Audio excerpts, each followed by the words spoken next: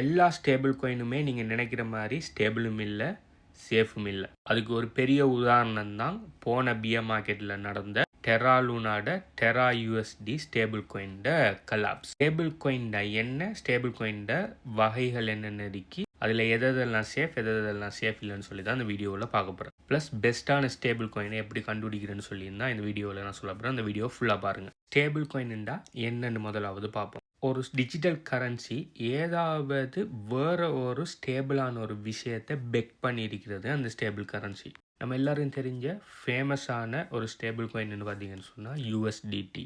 Bitcoin பார்த்தீங்கன்னு சொன்னால் ஒரு ஸ்டேபிள் கரன்சி இல்லை. பிட்காயின் இன்னொரு விஷயத்தை பெக் பண்ணி இல்லை. பிட்காயினுங்கிறது பிட்காயின் தான். ஆனால் யூஎஸ்டிடி பார்த்தீங்கன்னு சொன்னால் யூஎஸ் டாலரை பெக் பண்ணியிருக்குது. யூஎஸ் டாலர் என்ன பெறுமதியில் இருக்கோ அதே பெறுமதிக்கு தான் யூஎஸ்டிடி இருக்கும். இதுதான் ஒரு ஸ்டேபிள் காயினோட உதாரணம். அதாவது ஏதாவது ஒரு வேறொரு விஷயத்தை பெக் பண்ணி அதை ரீப்ரசன்ட் பண்ணுற டிஜிட்டல் வேர்ஷன் தான் இந்த ஸ்டேபிள் காயின்ஸ். 4 வகையான ஸ்டேபிள் காயின் இருக்கு. முதலாவது ஃபியட் பேக், ரெண்டாவது கிரிப்டோ பேக், மூணாவது கமாடிட்டி பேக், நாலாவது அல்கோரிதமிக். இவ்வளோ காலத்துக்கு நிறைய ஸ்டேபிள் காயின் வந்திருக்குது. அதில் நிறைய ஃபெயிலியரான ஸ்டேபிள் காயின்ஸ் எதில் வந்திருக்குன்னு சொன்னால் அல்கோரிதமிக் பேஸ் பண்ண ஸ்டேபிள் காயின் எல்லாம் நிறைய ஃபெயிலியர் ஆகிருக்குது. அதோட உதாரணம் தான் லூனா கிரேஷ்ட அந்த லூனா யூஎஸ்டி கிரேஷ். நம்ம பாவிக்கிற, அதாவது கூடுதலான அளவு பரவலாக பாவிக்கிற ஸ்டேபிள் காயின் பார்த்தீங்கன்னு சொன்னால் யூஎஸ்டிடி அப்படி யூஎஸ்டிசின்னு சொல்லுவாங்க. அது பார்த்தீங்கன்னு சொன்னால் யூஎஸ் டாலர் வேல்யூவை பெக் பண்ணி இருக்கும். ஓகே, அது பார்த்தீங்கன்னு சொன்னால் ஃபியட் பெக்ட்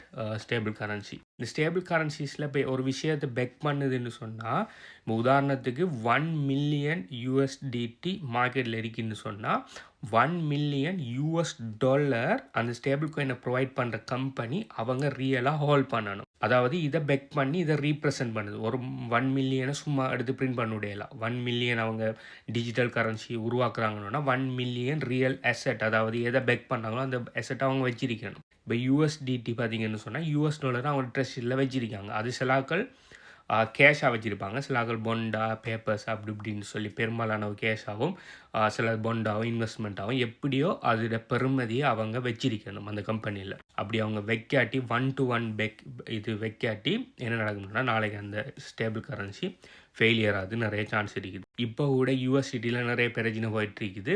அவங்க இருக்கிற மார்க்கெட்டில் ரன் ஆகிட்டு இருக்கிற ஸ்டேபிள், அதாவது யூஎஸ்டிடியோட மார்க்கெட் கேப்புக்கு 1-to-1 பேக்கிங்கில் அவங்கள்ட்ட அசெட் இல்லைன்னு சொல்லி. ஆனால் இது பார்த்தீங்கன்னு சொன்னால் பல வருடமாக நடந்துட்டு தான் இருக்கு. ஆனால் அதுக்கு ஒரு சொல்யூஷன் வந்து இன்னும் கிடைச்ச மாதிரி இல்லை. அதனால தான் நீங்கள் ஸ்டேபிள் கரன்சியில் உங்களோட மார்க்கெட் பம்ப்லேயோ நீங்கள் ஸ்டேபிள் கரன்சியாக மாற்றுறீங்க. உங்களுக்கு கிரிப்டோ ஒன்றுன்னா ஜஸ்ட் ஒரு ஸ்டேபிள் கரன்சியை மட்டும் நம்பி உங்களோட பணத்தை வைக்காமல் மல்டிபிள் ஸ்டேபிள் கரன்சிஸில் பிரித்து வைக்கிறது என்னை பொறுத்த வரைக்கும் நல்ல விஷயம். ரெண்டாவது கிரிப்டோ பேக் பார்த்தீங்கன்னு சொன்னால் லைக் அந்த ஸ்டேபிள் கரன்சி இன்னொரு கிரிப்டோ கரன்சியை பெக் பண்ணியிருக்கும். ஓகே, ஸோ உதாரணத்துக்கு டாய். மூணாவது கமாடிட்டி பேக் என்னென்னு சொன்னால் கோல்டு சில்வர் போன்ற கமாடிட்டியில் பெக் பண்ணி இதில் ஸ்டேபிள் கரன்சி உருவாக்கியிருப்பாங்க.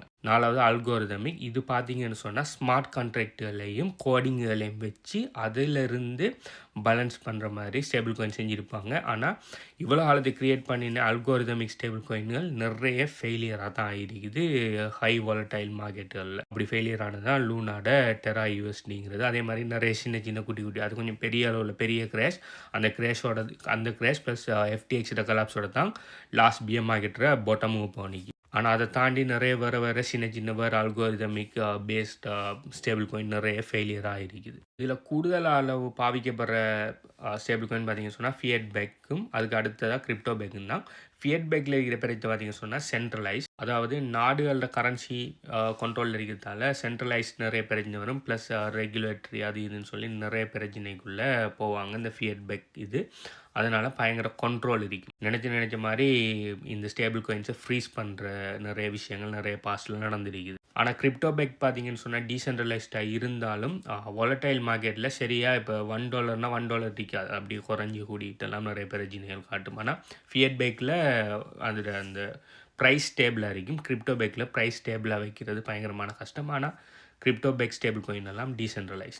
ஸோ இந்த 4 வகையான ஸ்டேபிள் காயின்லையும் நிறைய பிரச்சனை, ஒவ்வொன்றுக்கும் ஒவ்வொரு விதமான பிரச்சனைகள் இருக்குது. அதனால தான் நீங்கள் ஸ்டேபிள் காயின்களில் நீங்கள் உங்களோட ஃபண்டுகளை வைக்கக்குள்ள மல்டிபிள் கேட்டகரியில் இருக்கிற மல்டிபிள் கம்பெனிஸ் ஸ்டேபிள் காயினில் வித்தியாசமான கொஞ்சம் கொஞ்சமாக பிரித்து வைக்கிறது என்னை பொறுத்த வரைக்கும் சேஃப். எல்லாத்தையுமே கொண்டு மொத்தமாக ஒரு யூஎஸ்டிலேயோ ஒரு எல்லாத்தையும் மொத்தமாக கொண்டு யூஎஸ்டிசிலேயோ நீங்கள் வைக்கிறது நாளைக்கு பெரிய ஒரு ஆபத்தில் வந்து முடியும். இதை பற்றி நீங்கள் என்ன நினைங்க, நீங்கள் எந்த மாதிரியான ஸ்டேபிள் காயின்ஸ் எல்லாம் உங்களோட ஃபண்டில் நீங்கள் வச்சுட்டீங்கன்னு சொல்லி கீழே கமெண்ட் பண்ணுங்கள். ப்ளஸ் உங்களுக்கு இந்த பிட்காயின் கிரிப்டோவை பற்றி பேசிக்லேருந்து படிக்கணும், எப்படி பிட்காயின் வாங்குற, எப்படி பிட்காயினை நான் கஸ்டோடியல் வழியில் சேவ் பண்ணுற, எப்படி பிட்காயினை மல்டிப்ளை பண்ணுங்கிற டீட்டெயில்ஸ் எல்லாம் வேணும்னு சொன்னால் பிட்காயின் ஹார்வெஸ்ட் சிஸ்டத்தில் எல்லாத்தையுமே 100% ஃப்ரீயாக டீச் பண்ணிக்கிறேன்.